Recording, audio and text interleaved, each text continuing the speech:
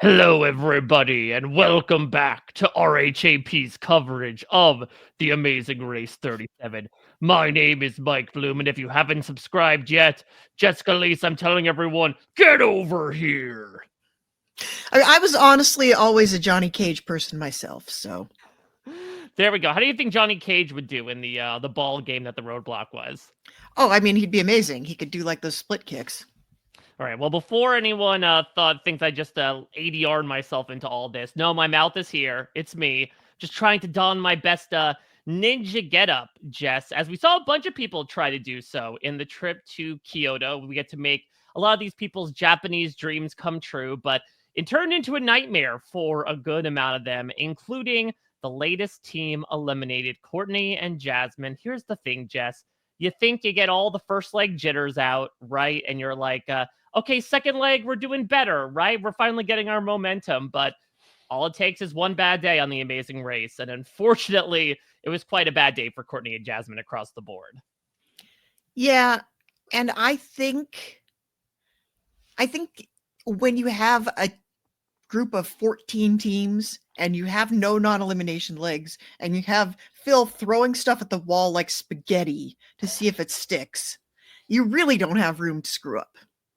Yeah, so we've got a lot to get into. Yet again, I think it was another really fun episode, though. We could talk about the scaling up of these tasks because, yeah, if we wanted any indication that maybe we were not in like the training wheels COVID era Amazing Race, this episode proved it. But sad to leave Japan behind. Again, it's our first time in a while that we've been here. It got me into the experience. I brought some props. I had my sword all ready to go, throwing at a target. And Jess, believe it or not, while I was by my lonesome waiting for this podcast to start, it did make this little guy.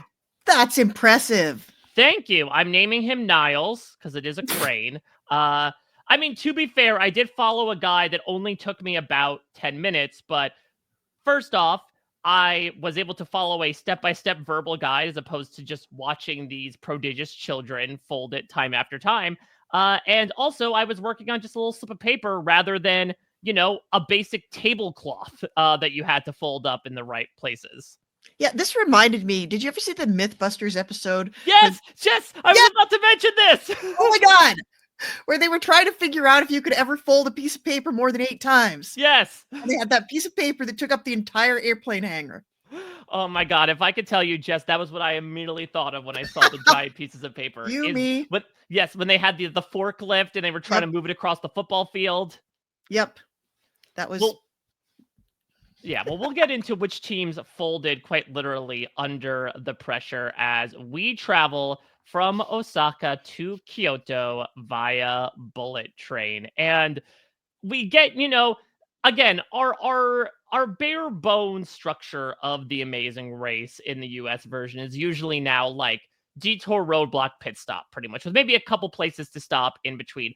On occasion, we get this sort of like miscellaneous task that isn't really a task, but is for one certain team, right? Which is like, hey, go to this place and uncover your next clue. In this case, it was to take the fortune paper in the shrine, dip it in the water, and then uncover your next clue. And turns out that Courtney and Jasmine, did they straight up like Lulu and Lala Souvlaki this, where because they hadn't written down what was on the paper at the Shimogamo shrine, they were not able to necessarily remember where they were going. Yeah, and I didn't realize that once the paper dries up, the ink disappears again. That's a pretty neat trick. Yeah, it's interesting. Like, it's not like the regular invisible ink, right? Where like once you squirt the lemon juice on it, it's not necessarily going to disappear again. Yeah, you really, I think it's a testament to the like transience of life. Yep. So everyone's gonna go to Shiramine Jingu Shrine, no matter at what length of time it takes for them to figure that out. No matter how they butcher the pronunciation. Oh, absolutely. And I count myself among them as well. No, you did good. Oh, okay, thank you. As we get into our roadblock this episode, who's up for some kicks? And Jess, this is all about getting into, an ancient game called Kemari, which essentially, in certain circles might just be large hacky sack. In others was, hey, let me do this soccer drill I've done a billion times. Isn't Kamari one of the briefcase models on Deal or No Deal Island? Exactly. Where's Ben? Yeah, maybe next week the challenge. Like, see, this could have been a good detour. They could bend the origami paper in the detour. Maybe that's where they ended up showing up. Maybe they're bending the soccer ball like Beckham. Yes, exactly. Though, yeah, they certainly could have used some help there. I mean, Jess, any thoughts about this? I don't know if I'd call this a physical roadblock as much as it was more so a test of hand-eye coordination.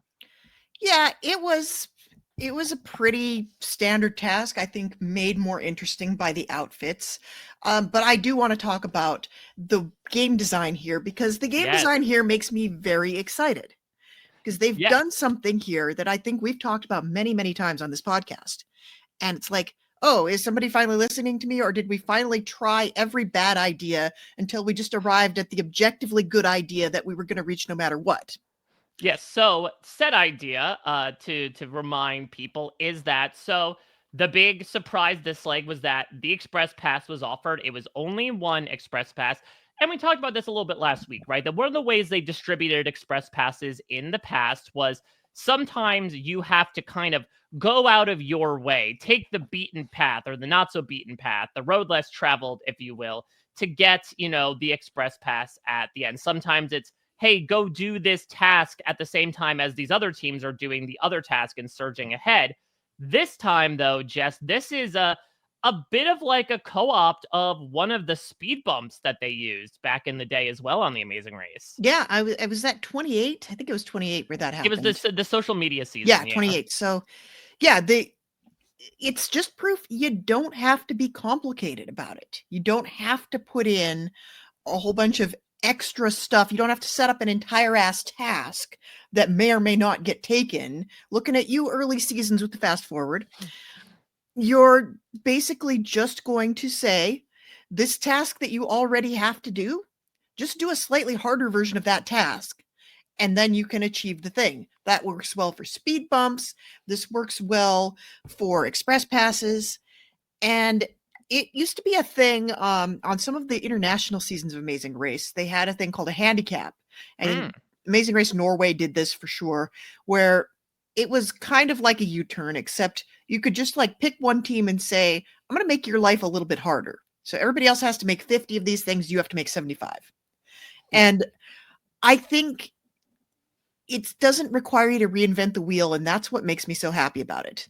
I think my all-time favorite Express Pass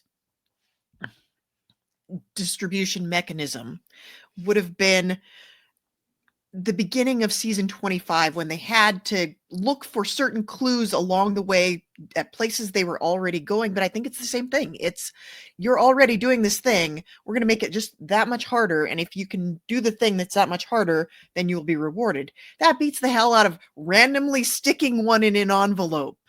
Don't ever do that again, Amazing Race. That's Bush League. Or being the first on a leg. I think anytime you can find a way to reward a team for something other than already being in first place, that makes the game more interesting. And this certainly did that, because you did have Jonathan and Anna dropping a couple of places, not ever putting themselves in danger. They were in the optimal place to try this, and then getting rewarded for taking a little bit of a risk. Because if you're in first place, that's not a risk. If you're going to drop out of first place, that is a risk. Yeah, so the risk involved was, for those that did not necessarily watch the episode or remember, both partners had to complete the roadblock instead of just one. And we really see, I'd say the only real drama involved with the Express Pass for now is that at the top, it was Jonathan and Anna and Carson and Jack really competing. Scott and Lori, by the time they show up, they figure like, okay, we're not going to get it as fast as the other partners of these people. But because the two teams are so out in front, they're like, you know what? Let's try for that. And so it does create also additionally some fun stakes to the teams that are in the front. Like as much competitiveness as can be found in some of these teams that they want to be first place no matter what. I think this did add some heightened stakes to it, in that it's like, okay, we really want to make sure we finish first this time, because like there's a little something extra here. And obviously it's going to lead to, as we'll get into, Jonathan reacting a certain way to his nervousness as to how Anna is going to be performed. Jess, I'm curious, the tactics that these two teams took versus what Scott and Lori did, right? Which is essentially, we'll talk about this on the detour as well. Like, I think what they're such good experts on is like kind of knowing when to cut bait, knowing when to hold them and knowing when to fold them and being like, yeah, we're not going to get this. All right, let's move on quickly. They end up kind of holding on to that lead for the rest of the leg. What did you think about the choice they made versus a team like Carson and Jack, for example, who decided to keep trying until they saw Jonathan and Anna got it? Well, I think when you're a team like Scott and Lori, and they've said it, they were shocked that they were out in front. They were shocked that they are actual contenders. I don't think they should be that shocked because, they don't have one foot in the grave. Your life does not end when you turn 40. I'm just going to say it. They've still got a lot of fight left in them, but, they are the oldest team on aggregate, and they are sort of, I think you would look at all these teams on paper and you'd think that you'd think Scott and Lori are probably going to be around for a while, but they might not. I don't know if they'd be anybody's number one winner pick, but I think that's got to change now. And I think this might. I see this moment of like the switch flipping for them. Like, oh, we're actually good at this. It's Penn and Kim all over again. It's, oh, we're actual contenders here. We could win this. And I think when you go into this kind of feeling like you are the underdog and you see a point where you can leap over some other teams, you take it. Like, don't bother risking it for something that might be a little bit helpful later on down the line. Like, go for the sure thing. Go for the first place. We'll get into this a little bit more with Jonathan and Anna, but just in general, in terms of what we've experienced with like the psychology of the Express Pass, do we think the fact that they have this in their pocket, do you think that fundamentally changes the way a team approaches the race? I mean, hell, we saw in one infamous incident a team feel that they were so safe, even as everything was screaming at them not to be, that they still felt they could hold on to it, much to their detriment. Yeah, I think maybe the Express Pass does give you a little bit of hubris in that department. I think you can kind of feel like it's not as bad as when they gave people 2 Express Passes and you got to like hold it over everybody's head, but it does sort of empower you in a way to take a lot of risks. I don't know. I think the Express Pass is a little overblown, honestly. I don't think I've not seen a lot of cases where I felt like the use of the Express Pass really, like, it made a better outcome than was going to happen anyway. Yeah, except for maybe not using it. Like, I think John and Jessica going out with the Express Pass in their pocket, that's like an all-timer moment. That was the moment that turned Rob Sesternino into an Amazing Race viewer. Exactly. For the uninitiated, go watch season 22. If you ever wanted Phil Kogan to say "Oy vey" sincerely on national television, check out season 22. I mean, what's interesting about the Express Pass is that it sort of functions, again, I know I made the comparison to a hidden immunity idol, and it kind of fulfills the same purpose in that, like, it's not going to necessarily, even though teams try to use it to, like, guarantee some sort of dominance, it's just that the Amazing Race is a show where the goal is just to not come in last place. And so, there haven't been many like huge impressive uses of the Express Pass, but there probably have been a handful of times where it fulfills its purpose of just like, hey, this will help you not finish in last place. And so it's going to facilitate that goal at least a little bit. Yeah. What's the worst use of the Express Pass is like, oh, I'm in second place. I'm going to use my Express Pass and now I'm in first. That's anticlimactic. Well, then they, at least the Express Pass isn't going to, I don't know, a team that had a little bit of a meltdown on the mat the first leg when they found out that they weren't in first place. Surely they'll be able to use it in a completely logical manner. I don't know, man. Maybe this is just like, it's eliminating one meltdown that we might have otherwise seen. All right, well, let's talk about the source of some meltdowns in this leg as we get into our detour here. Or was it a detour? Was this the illusion of free will after all? So the choices are between fold it and fling it. So fold it, as we mentioned before, teams have to go fold basically a human-sized origami crane without any instructions other than just watching a bunch of kids do it endlessly for hours on end. Those kids must have had so many paper cuts by the time the proceedings were concluded. Fling it seems like, with no offense to origami aficionados out there, the objectively more fun task. Hey, get dressed up as a ninja, throw some shurikens, do a blow dart. But as basically every team quickly discovered, Jess, it was much, much, much harder than advertised. And I cannot think of an American Amazing Race detour choice, at least in the past little while, that honestly seemed as difficult as this was. I have one for you, actually, and Okay, yeah, it give one ties to back me. to the Express Pass. I want to go back to season 25 in Malta, and we Mm. had a blind detour. Oh, this or that. Yeah, this or that. I love this or that. I just because it's so dumb. I don't think it's a good idea. I just think it's dumb, but it's so dumb I love it. So yeah, this or that. We had two tasks, and one of them involved a traditional Maltese game where you had to climb up a greased pole and try to grab a flag. And as it turns out, this is literally impossible to do. And only one team ever made a serious stab at it, and they happened to have an express pass, so they just skipped it. And it was like, why even bother having this other task here? Did you really test this? Did at least one of the people on your game crew actually get that flag? Because I don't think it actually happened. And I think the same thing here. This could have been a much more compelling detour if you didn't have to get a perfect score. Yes. This was the problem. I think any of these teams with enough practice could have gotten 3 out of 5 on all the different things.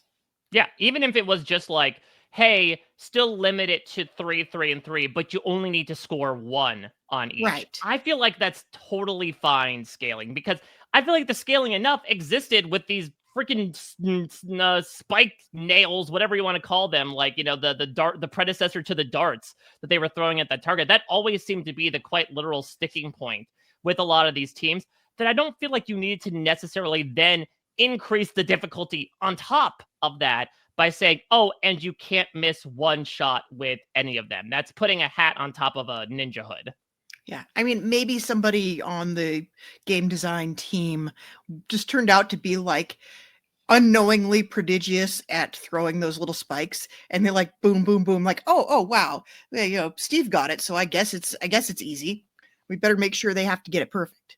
Yeah, what do you think about that? Because look, there has certainly been, you've mentioned Amazing Race 25, some discussion amongst fans in the past of like certain detours of either one task is incredibly hard or it's like, oh, this one is so much easier than the other one. Why even make it a detour? Do you think in creating this detour, the game designers were thinking that it would become as lopsided as it was? Because we'll talk about Folded. It was a nice source for inter-team drama, at least.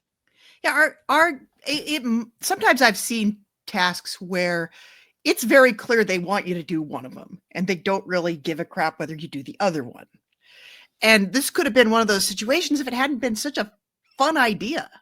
Like, why give people something that fun and then make it terrible? That just seems misleading. It seems like, it's bait and switch. I granted that giant origami looks like it's fantastic. I mean, maybe that was it. Maybe they're overcorrecting. They thought, who's going to want to fold paper if they can throw weapons?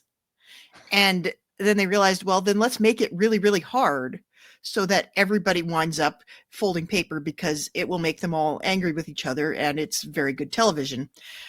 I don't know, Mike.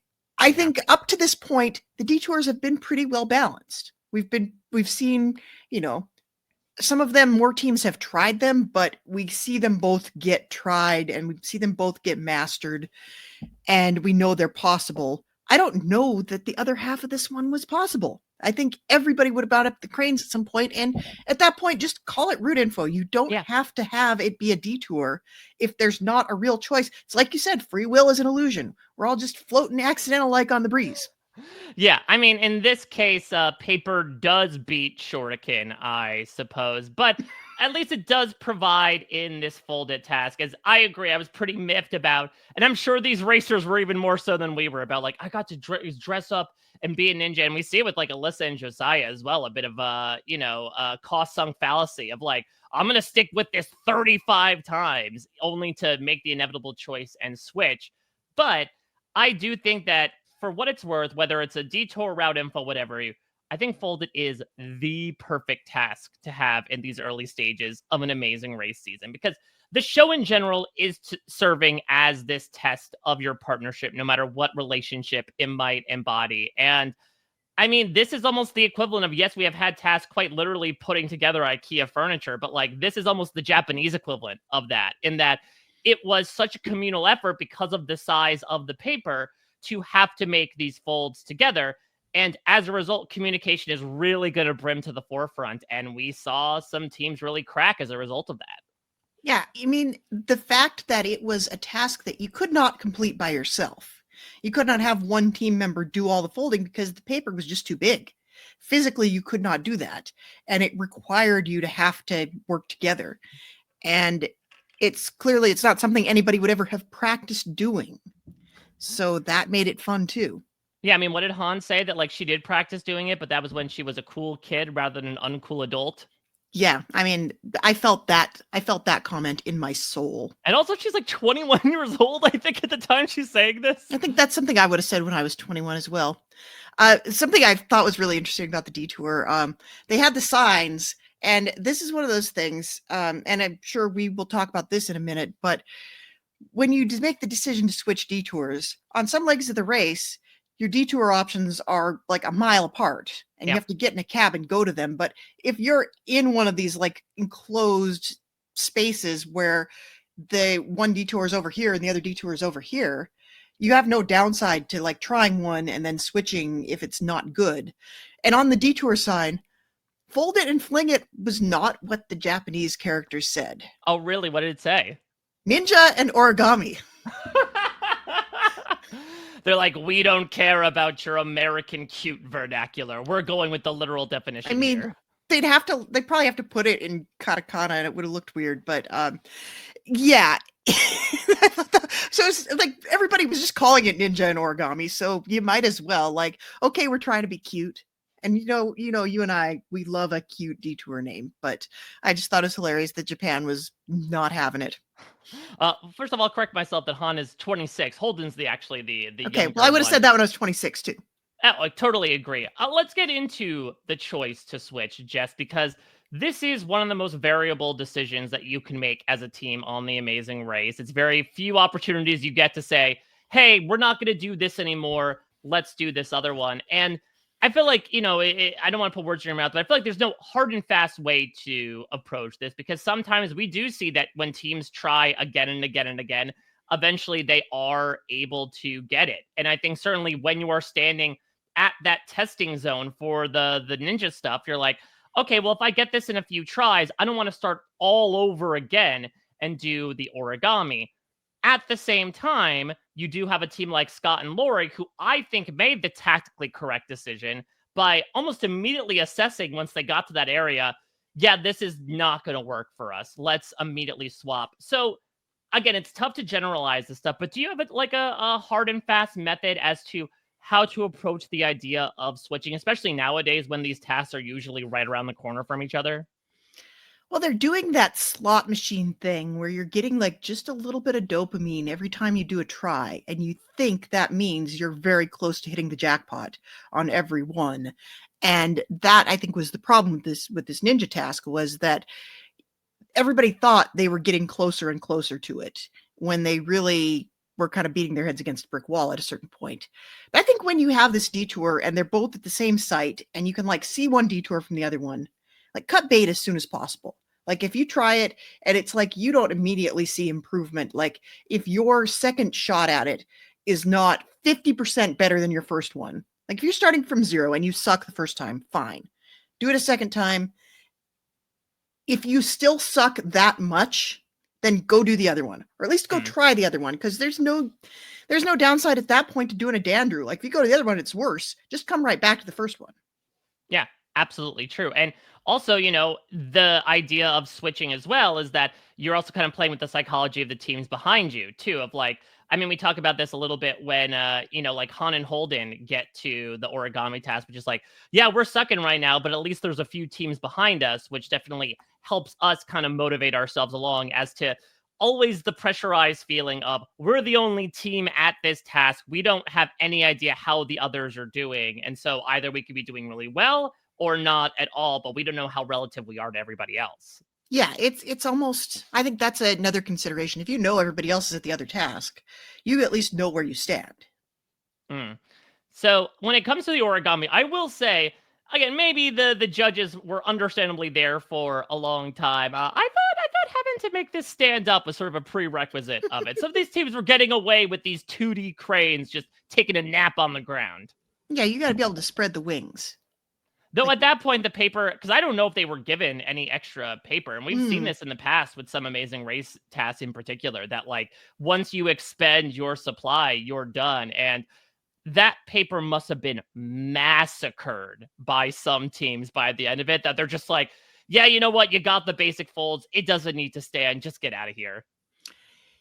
it's hard to tell because I think I was surprised nobody was ripping the paper. Like that had to Yeah. be pretty sturdy paper to stand up to some of the abuse they were subjecting it to.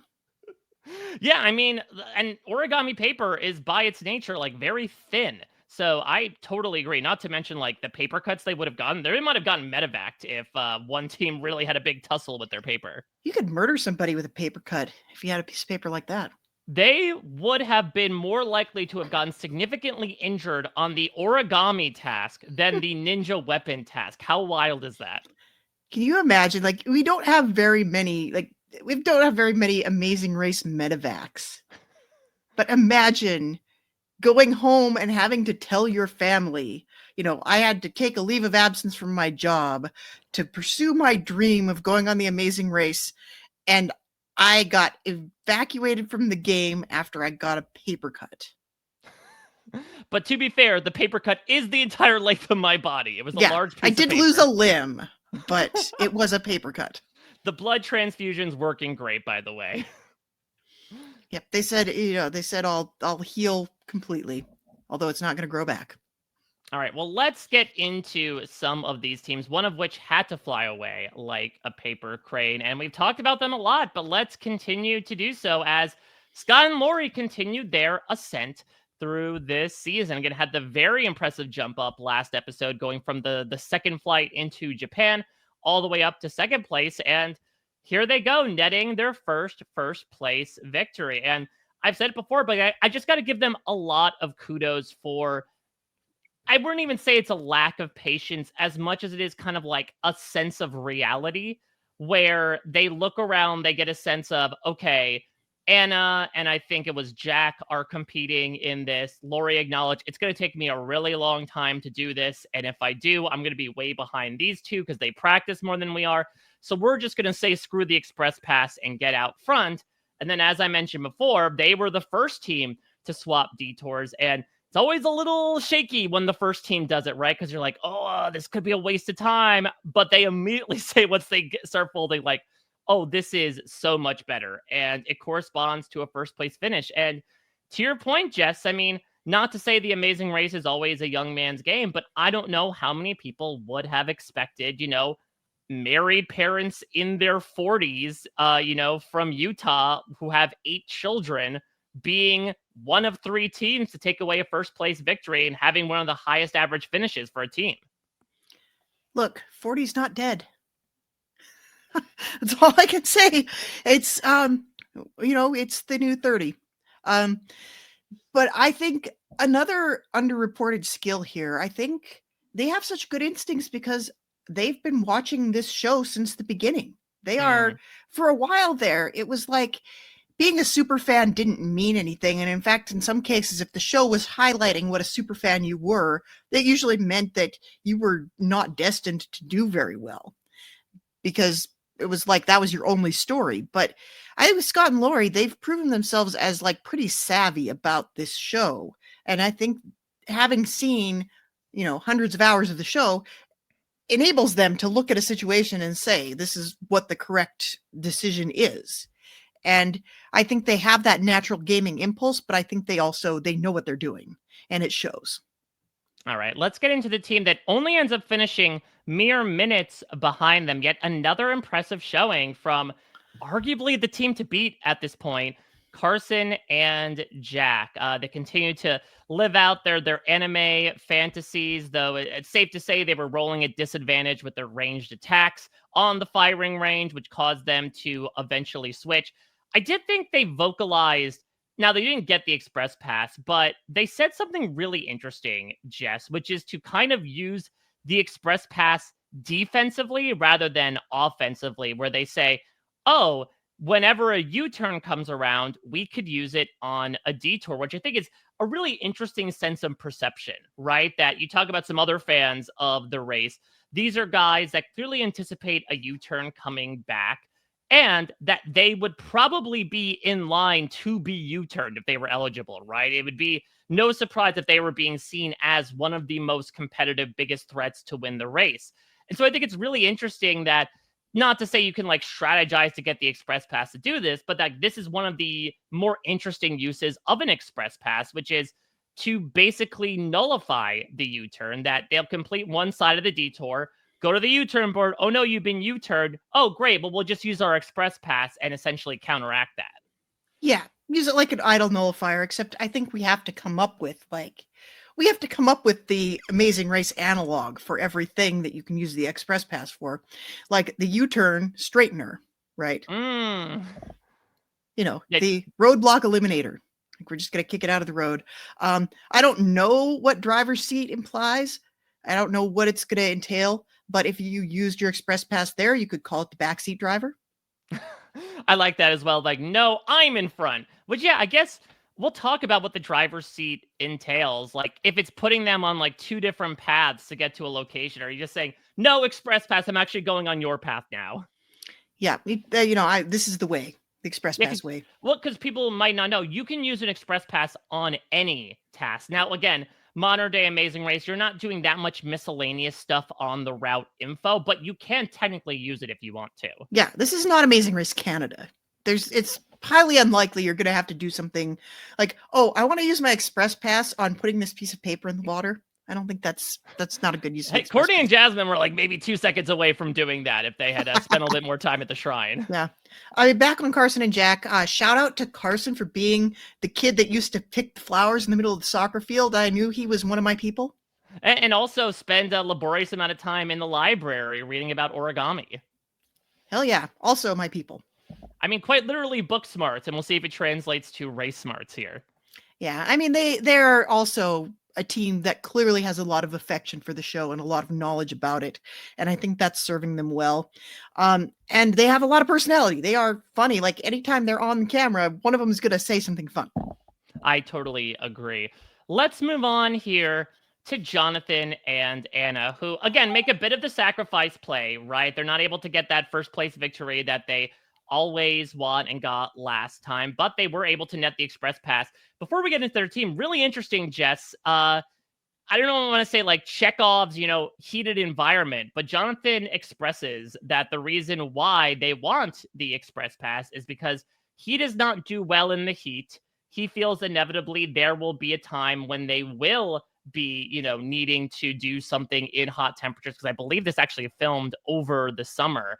So granted, this will help them alleviate the tension a bit, but do you think we're going to experience a possible literal meltdown from the two of them? Yeah, I mean, they're pretty combustible. Very true. I mean, they run at high temperatures anyway, it seems. Yeah, but they were on fire this leg. Yeah, though, I've certainly seen some stuff come out, and look, it's safe to say this is, at the very worst, the second worst Jonathan that has ever appeared on The Amazing Race.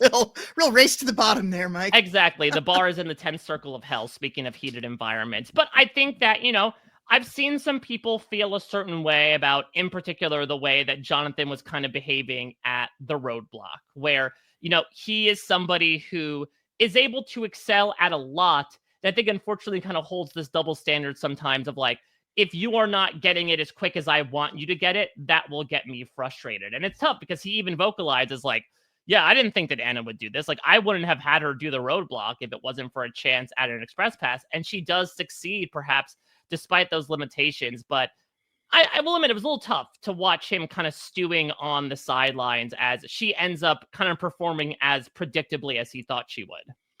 Yeah, it would be nice if he took it down a notch or two, but I think people that are ascribing the worst attributes to Jonathan are probably forgetting a lot of Amazing Race history, because we used to have a team like this every season, And we used to hold our racers to a much lower standard in this department, apparently, because we keep referring to Jonathan 1.0, and he was not even the only one. There was one of them. He was the worst one by a very long shot, but they had one every season where it was just like, oh, why is this guy on my screen? Why are these people together?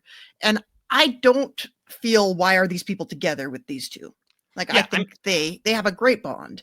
I think he's a little bit, at an 11 and he's here and I need him here. But yeah, we're being a little too hard on them. Yeah, I mean, for sure. It's one of these things where, at least for now, it's clear that it works for them. Like, Anna even says in a confessional that, like, this is a perfect example of our relationship. We know by now how we react to each other, so whether we engage or not could lead to a disaster or a positive experience. And look, if I was Jonathan's partner, would I necessarily want his mentality of, quote, I'm not going to be smiling when you're having a hard time with something that I find so simple? No.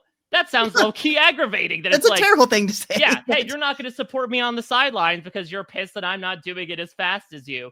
But again, this is not a show where we can necessarily, nor should we, make base judgments about who they are outside of the race and how they exist based on this incredibly pressurized environment where they are smelly, exhausted, running around for $1 million.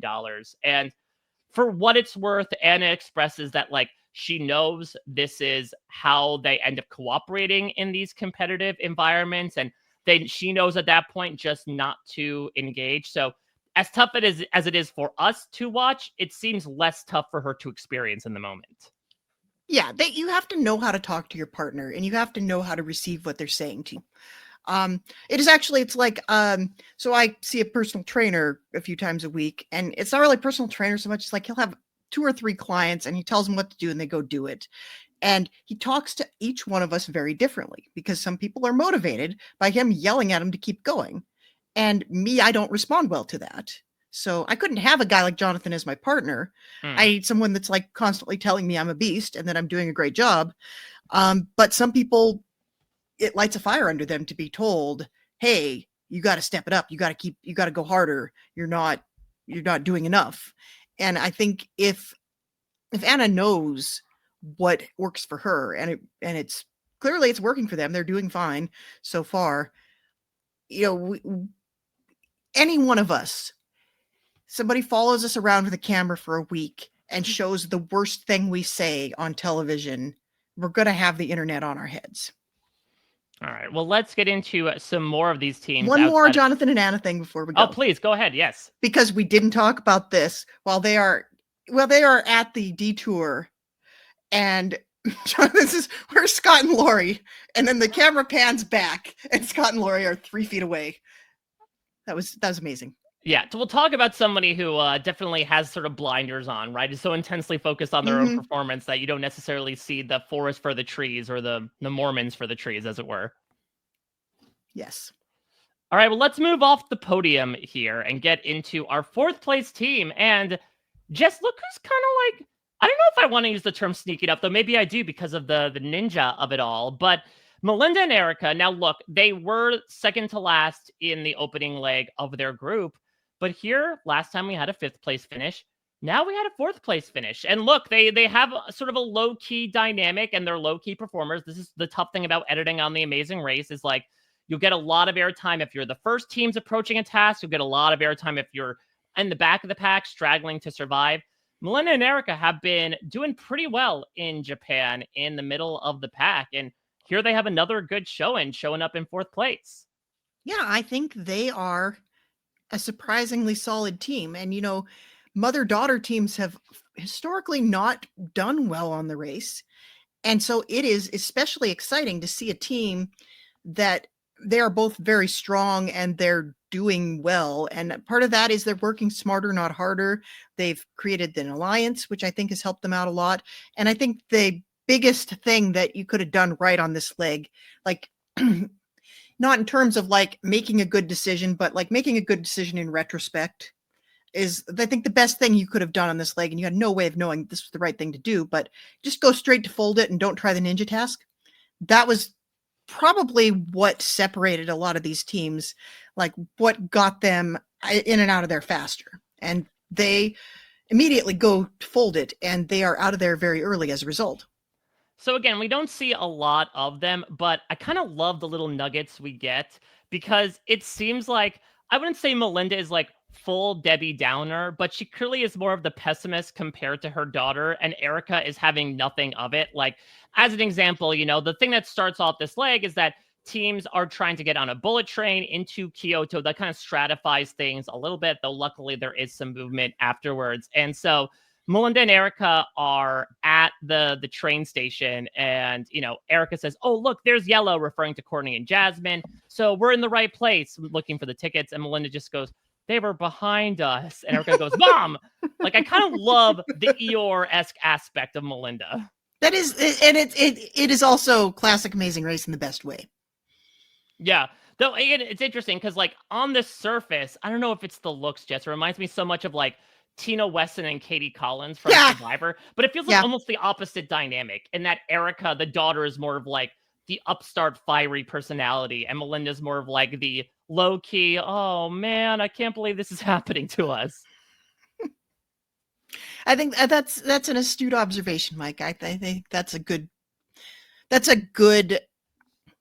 comparison for sure. All right. Team number 5, Brett and Mark. So definitely more of a bounce back. They were able to do so last leg after really struggling, or I should say Ernest, unfortunately, in that roadblock, sending them to last place. They were able to bounce back there with the sumo wrestling. And here they're able to go all the way back up to the middle of the pack. Though, Jess, I will say they were one of the main couples we saw bickering back and forth the most at Folded. And I think this is just how they are. If I had to guess, I think these are two guys that wear their emotions on their sleeves all the time. And how they are reacting in any particular environment is not necessarily a reflection of how well or how poorly they're doing. Like, I think we might see them getting like this with each other at just about anything. Well, I think it also came down to like a fundamentally different approach to it. So basically, Brett is one of those people that's like, I won't, I'm not a visual learner. I won't be able to know how to do it until I try it. Mark was more so like, no, I want to be able to know what we're doing ahead of time, so we're not just folding willy-nilly. So I think it was just a fundamental, and again, that's what made this task so good, is that like, if you have two partners who learn and execute said learnings in completely different ways, whose path are you going to take ultimately to get the task right? Yeah, and we see this with Jonathan and Anna a little bit, because you have Jonathan saying, well, from now on, you're going to pick all the detours because you've been picking the right ones. And it's like knowing when to take the driver's seat and when to take the back seat. There we go. Which seat should I take? It's not Friday yet, it's Thursday. No, unfortunately, it's not Friday. Pops and Jeff. Unfortunately, Phil breaks his streak of bringing up Pops's biceps. At least that made the edit. What I want to talk about with the two of them, Jess, is our first talk of the A-word alliance here. We have a little bit of a parent-child double date situation going on, as Pops and Jeff have linked up with Melinda and Erica. Intersecting, I suppose, outside of the intersection, of course. Jeff and Erica were working together to get themselves on the best flight. Last time, I guess, as they're talking more, they find that they have more in common than they may realize. And we get a little bit of what some people still consider controversial to this point, Jess, where like Melinda and Erica will stop down at certain points and tell Pops and Jeff, okay, this is where you need to go. Okay, make sure you fold this here. If it's only taken you like a minute out of your way, why not? Why not? You're not in the very back of the pack. You have other teams behind you. Why not help a team you like? Yeah, as long as you don't full Mine 5 sauerkraut this of like, we're going to stay behind an extra 30 minutes and all go together. Right. We don't need to do the tasks for each other. But, a little help here, a little help there. It's better than refusing to help anyone and being like, I'm a Ronin, I am following my own path, and then end up being the target of everybody's U-turns and scorn.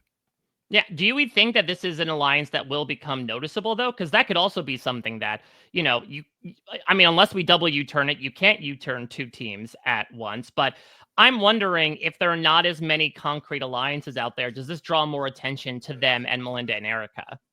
Well, we don't know that there's not more concrete alliances, Mike. We just aren't True. seeing them because we always have alliances that are happening behind the scenes, like, and not even alliances, but just like team ups for a second. And unless you have a season where they all go full 9-5, it really doesn't end up being the main thrust of what happens. I think there's a very big difference between having an alliance on The Amazing Race and having an alliance on a Survivor or Big Brother, where you have to name your alliance and you have to swear fealty for them throughout the entire rest of the game, and you have to have the Brant Steele alliance strength of 10. It doesn't mean as much because there's not as much you can do to affect the outcome. All right, let's move on here to one of our teams to make a major slip in the rankings here.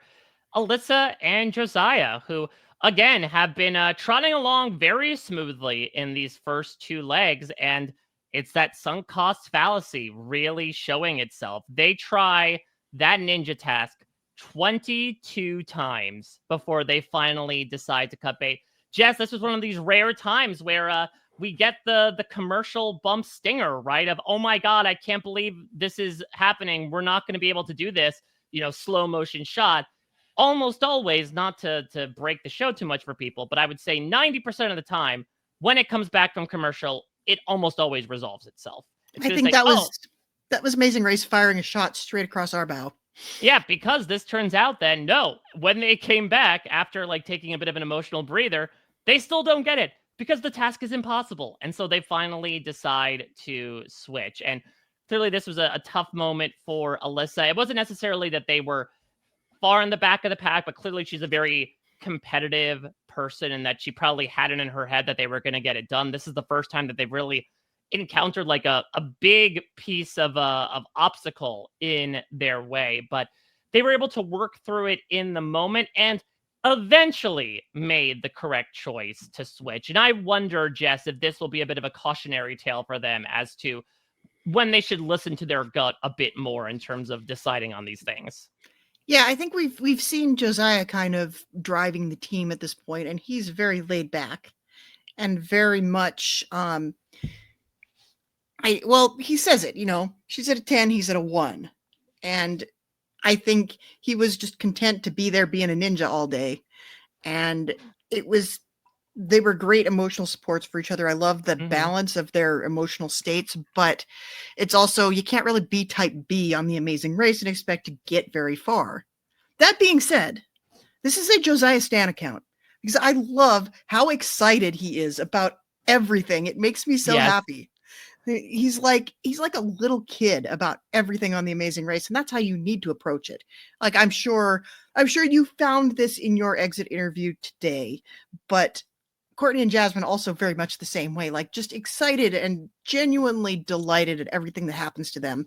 And I love it when someone goes in with that kind of pure joy, and that makes them really fun to watch. And I was not expecting to like this team. Obviously I'm going to love everybody that's on the race. I'm going to like everybody, but I was not expecting to be this excited to watch them go through the race.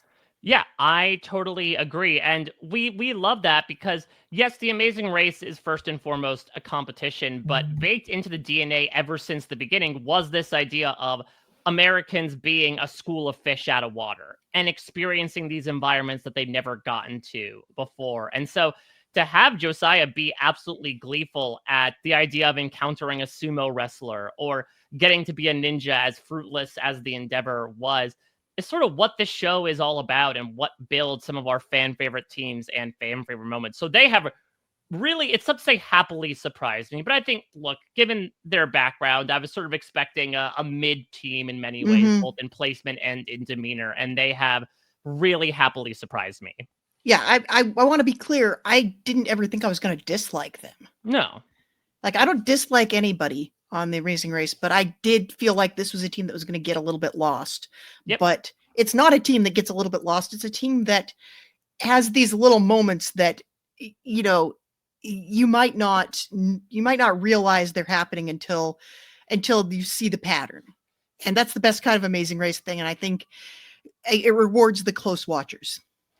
All right, Jess, now we have to get into the source of my Stan account here, because I love me some mess, and no one is bringing the mess more 3 legs into the Amazing Race than our beloved Nick and Mike, who, stop me if you heard this before, Jess, do pretty well in the first half of the leg, and then find a lot of trouble at the task right before the pit stop. They had us in the first half, not gonna lie. I mean, 3 times is a trend at this point, and I don't know if it's like something they can necessarily solve. They were even more of a sunk cost fallacy than Alyssa and Josiah. I think they did it 35 times the ninja task before they're finally like, okay, let's shift it. I mean, really interesting to get some backstory about their mindfulness. Certainly speaking to a bit of the tropiness of them, that like you think, these 2 broy guys with the thick accents would not be into meditation, but they take a moment for themselves before unfortunately continuing to fail at the spike throwing. And then when they end up going to fold it, that's where we get some even more chemistry of them coming out as the bickering bros truly emerge here. Now, see, I feel like we're getting a lot of teams this season that are 2 great tastes tasting great together. Where, for many years on The Amazing Race, you'd have these archetypal teams where you kind of knew how well they were going to do and what you could expect from watching them. Like, you'd have a team of nerds who would go out pretty early, but they'd have like a couple of really funny lines. And you'd have a team that was a couple that bickered, and you'd have a team that was like kind of the wholesome couple. And you'd have the team where one of them was like super positive and excited to be here. And we're like mishmashing a little bit. And we're sort of getting like our very fit dude bros that we should not, we should have a hard time telling them apart, and they should be acing all the tasks, but they're not, because they're also the hot mess team. They are 2 things at once, and they are both things coexisting. And that makes it so much fun. Like, I want to know, how are they going to fail next? Yeah, which is, I even don't want to necessarily like manifest their misery. No, not their misery. Surely it's so stressful for them. But I mean, it is pretty amazing that it has happened now 3 times in a row. And especially, the fact that one of their many kryptonites right now is folding. I love the confessional of Nick, lambasting Mike, saying he doesn't even fold his own clothes at home. Or, then Mike coming right back. Yeah, exactly. But mom folds your laundry. I mean, it was clear that like there was a huge communication breakdown where Mike was having a real tough time with Nick, who was just kind of like folding things willy-nilly and not really communicating anything about it, despite the fact that he is not really one of the folders of the group. I also really like this exchange where Han and Holden are bickering back and forth, and it cuts to Mike laughing, be like, huh, siblings. Nick like, focus, bro. Come on. What are you doing? Like, don't throw the stone through the last window of our glass house right now. Well, this is something I was curious about, Mike. And, you and I, maybe not the people to speak to this as a couple of only children here, but do you think that you get a more interesting team of bros like this when they are literal bros? Oh, 100%. Because these guys grew up around each other and specifically know how to push each other's buttons. And they are also more than happy to air that dirty laundry and fold it in front of people as well. So it's a really great dynamic. I mean, you could also tell like these guys are sort of coworkers too. It's clear that they believe in a lot of very similar things. And I think they're also, it's not the dynamic that we get sometimes of like basically being from completely different planets, which can also be enjoyable. These guys seem to be very similar in what they enjoy, but it almost kind of then compounds the messiness at the same time, in that like they're the same 2 personality types just butting heads and sort of having similar foibles that makes them fail at these tasks. Yeah, it's I think when you are that comfortable with somebody, and I think we got to go back, like I'm going all the way back to season 7 here, when we had another pair of like kind of fratty looking bros on the surface. And they said, we can't ever decide that we're going to stop being brothers. So it's a different dynamic. It's like they are locked in, like they're going to have to see each other at Thanksgiving for the rest of their lives. So they got to treat each other a little bit differently. And they're also on the other side of that, they're comfortable saying and doing literally anything to each other. Yeah. So what's interesting as well is we'll talk about coming up with Han and Holden. A little bit of an alliance formed with this task. We'll see if it extends any further. I mean, much like we saw with Melinda and Erica and Pops and Jeff, these are also two pairs of siblings to the point that Mike remarks, siblings, focus bro. But I'll be intrigued to see like if this extends at all past this leg, because as we get into Han and Holden, like both of these teams have kind of been our bottom G. Odysseys who have kind of been barely scraping by these finishes for the first three legs. And so it could either be that these two teams are competing with one another to barely survive a leg, or if they join their forces, four heads might be better than two. Speaking of hot mess sibling teams. Yeah, I mean, Han and Holden, it's been interesting because I feel like we really did not get to know them at all the first two episodes. Even last time when like they finished in second to last place, but I feel like we barely saw anything of them. Got a lot of Han and Holden in this leg, and Holden expresses it like you could just feel the visceral elation and then disappointment where they are coming out of the leg in last place. They get on a train by themselves in last place. They speed through this roadblock, passing a good handful of teams and being like, finally, we have momentum. And that momentum immediately gets cut short when they just cannot make heads or tails, quite literally, of these cranes. And so they are experiencing the profound whiplash that comes with the amazing race in this leg, where you can be, and it's odd because like we can't say they're flying high when they were in like 8th place at best in this leg, but you could see how visibly frustrated they were that all that hard work might go up in flames due to their lack of ability to fold origami. Well, don't we always say, Mike, that the best episodes of The Amazing Race are the ones where the order switches up constantly? And so even though they come from 11th up to 8th, and that's still a big jump. And that's still like they're doing things well. They're figuring a few things out. I think, a couple of tasks go really well for them. They could be right back in it. But also, they are super hot messes. And I also, we got the very best, I think maybe the very best all-time cut to Phil inviting people to apply. Because we have them, getting really upset and like working on the folding, and you hear Han say, it doesn't feel like I have it.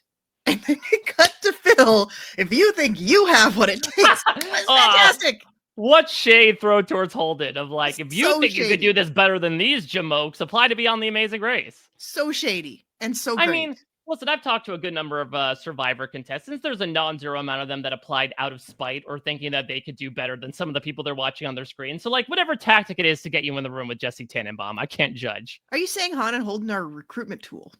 Ooh, perhaps. I mean, I do wonder, almost on the opposite side of the spectrum as Scott and Lori, like, could this be an example of they are far and away the youngest team in this race? Could it just be like a lack of life experience that is working against him at this point? Where, granted, I don't think anyone has been through these specific scenarios before him, but we'll even talk about it with Courtney and Jasmine. They've had a good amount of years of being nurses and learning to be calm under pressure and interact with other people and not fly off the handle. Han and Holden just haven't had that yet. And so they are learning on the fly on the race. Yeah, it's interesting because for a long time it was the opposite. I think you had this youthful exuberance that was a big asset to the race because you'd be physically fit and you'd be willing to like sleep on the concrete overnight, or you'd have more endurance, you'd bounce back quicker. But I think there is something to be said for being kind of a seasoned professional at life and going in when you're in your 20s. I think it can be a disadvantage if you haven't just experienced enough of not necessarily the world in a travel sense, but the world in a emotional response sense.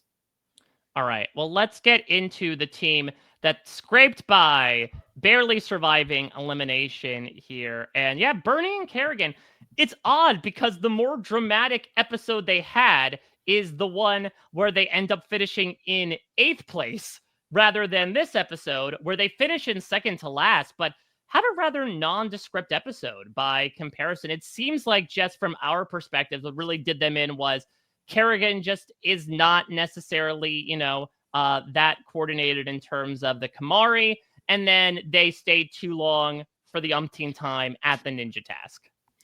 Yeah, I think it also felt to me like I don't think they thought they were in danger at any point. They were upset about things, but there wasn't this visceral sense of like our fate in the race is up for grabs. And I think like throughout the episode, you noticed like people would forget that Courtney and Jasmine were even still in the race. Yeah. And they weren't far behind, but I think it was sort of like they're emotional because it was a hard day, but I don't know that I caught this fear from them this week. And I think that's maybe why we had kind of a comparatively quiet week. They got a great quote up at the top of the episode, though, because we had Bernie saying the bullet train is kind of like a train. And then you have Kerrigan just like giving us a look, say, it is a train. This is one of the cases where literally actually ends up working in its use of phrase. Yes, it is literally a train. What's interesting is the reason why Kerrigan ends up taking the roadblock. And again, this is a little bit of what you figure out in your first few legs on The Amazing Race is the roadblock division. That because Bernie, as she touted last week, thinks she's better than everyone on the race and everything, it makes sense why she would proceed forward and taking these first two roadblocks. But you want to make sure the balance is not so upset, especially in the beginning. And so Kerrigan's like, well, I'm not taking this because I think I can keep my eye on the ball. I'm taking it because Bernie did the first two, and it kind of shot them in the foot a little bit, and they needed those feet to kick the ball. Yeah, I am wondering, is the roadblock cap still in place? It must be. I think it is. I don't remember if it was like explicitly taken away and still like softly suggested as 6. But I feel like there's still a relative stipulation of like, we'll keep things relatively balanced. I mean, the big winning strategy for Derek and Claire in 34, right, was that they had purposely loaded Claire up on roadblocks right before the last couple legs, assuming correctly so that they would be physical roadblocks and Derek would probably have an easier time with them. Yeah, it's a smart play for sure. Anything that you think, like if you have somebody that is like physically weaker, or if you have one person who's like an intellectual powerhouse, like have the other person do as many tasks as they think they can do without getting you eliminated. I think it's not a bad play. I think in this case though, I think a bad reason to do a roadblock is just because they feel like they need to. Yeah. I will say they also had a very odd moment with Phil at the mat where, they're incredibly emotional. They know they're not eliminated, to your point. They left Courtney and Jasmine behind, but they admit it wasn't their day. And Phil says, and I quote, "Why don't we get this out of the way? You're not eliminated." Sometimes I think Phil just enjoys messing with people. I know we have yet to do, despite how close some teams are finishing, we haven't done the whole, hey, you do my job and tell the other teams what number they are. Yeah, well, he almost did it at the top of this one. That's true. Well, yeah, he also, yeah, can we point that out? Like, I wrote the quote down where he's like, well, and we have some good news to give to Scott and Lori, the winners of this leg. Like, such an odd way of phrasing that he just felt a little off his mark this episode, as much as I love Phil. Yeah, I don't know what's going on with Phil, but he could have been distracted.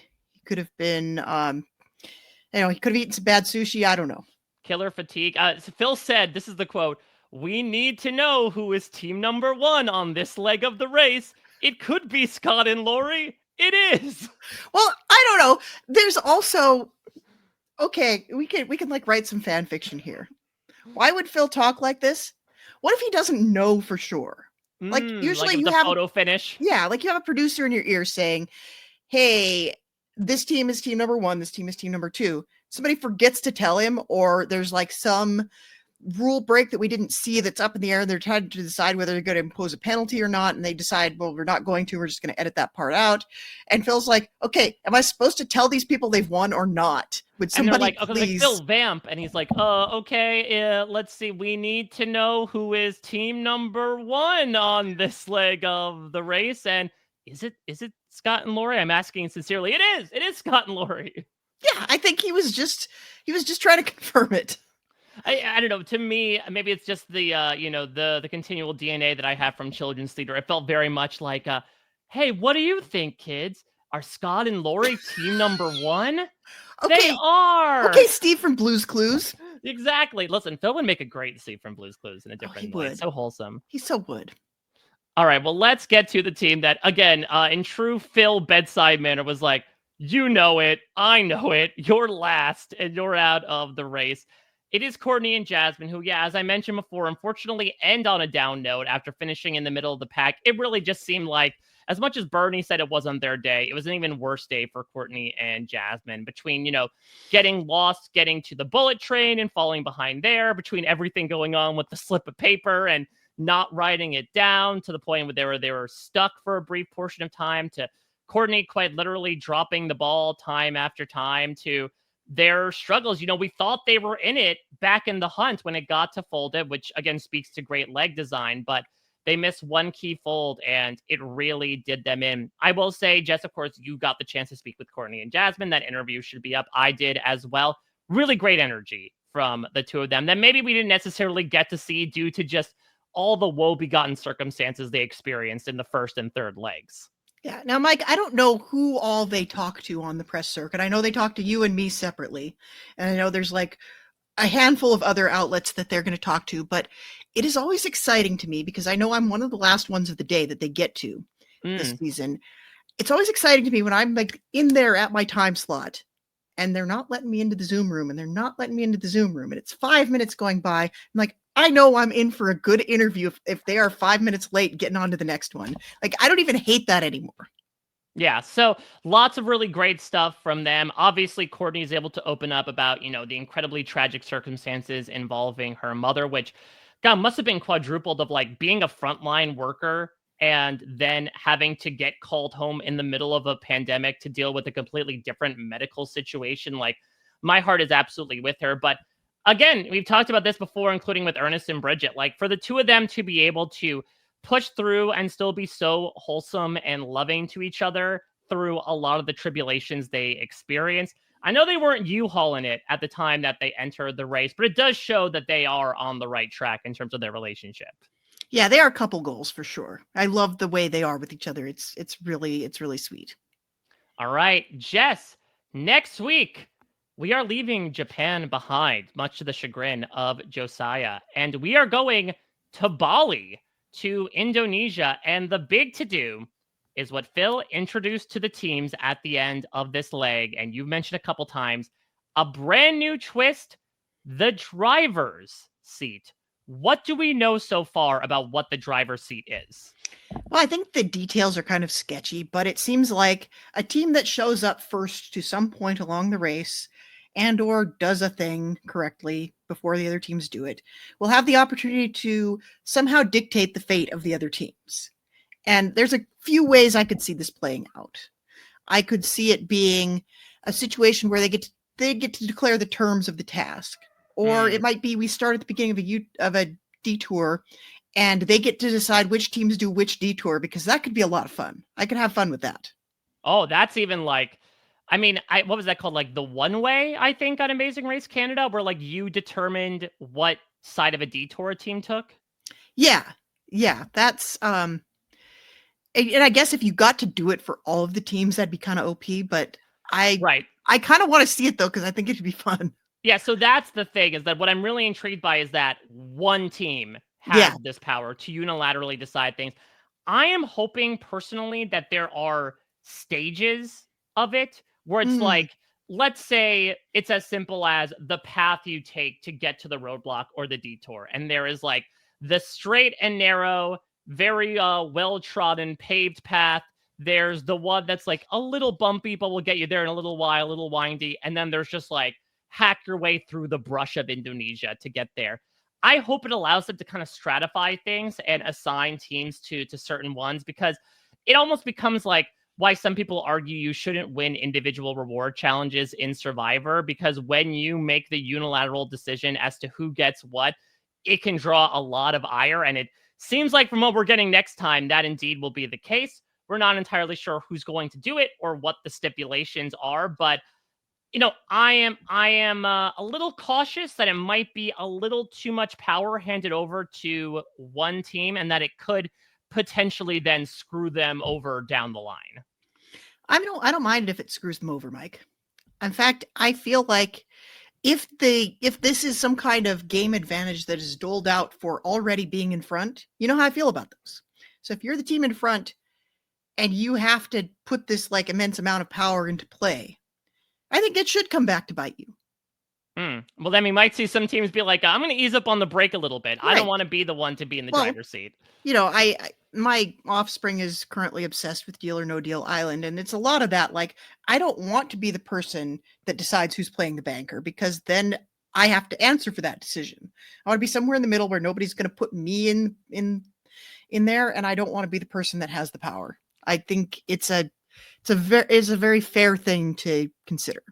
So we shall see. I'm not sure what their flight situation will be like into Bali. So there's a chance we might get one big equalizer as well. So it doesn't necessarily mean that, much like we kind of saw in this leg, the teams that were doing well before will continue to do well. If it's one big equalizer, that could really give some of the other teams a chance in the driver's seat. And like, imagine Nick and Mike in the driver's seat. Well, I want that. I want that a lot, but they're all the way in the back. I don't know how they get to the driver's seat. You got to climb over a lot of seats to get up there. Exactly. But if there's one team that's used to climbing over rows upon rows of seats, I would say actually it might be Scott and Lori, considering they actually have 8 kids. Yeah, I mean, they're not even driving a minivan at this point. They got the full van. Well, Jess, you have a veritable van of content in the form of your exit press. Any stuff you want to tease about Courtney and Jasmine, or any other stuff you want to plug? I mean, they're just really a lot of fun to talk to. I could have talked to them all day. They were lovely. Yeah, so be sure to check that out if the podcast isn't out yet. And be sure to also subscribe to WeKnowAmazingRace.com to make sure you don't miss a second of our weekly coverage. And if you're on Facebook, check out our Facebook group, our Amazing Race specific group, RHAPisawebsite.com/tar group. Check out discussions that we have. That's where Jess will post the interviews and the other random topics that will be popping up. Look, we should mention that Phil posted a video this week from the starting line of the Amazing Race 38, which is filming. I will not say anything more. Those who know that it might be a very special season coming soon. And we might have at some point a podcast covering that down the line. But right now, we are focused on the Amazing Race 37, as we'll see which team takes the wheel and sits in the driver's seat for what should be Mr. Kogan's wild ride as we head into Bali on episode 4 of The Amazing Race 37. Thank you all so much for listening. Until next time, everybody, take care. Bye-bye. This is RHAP. We know reality TV.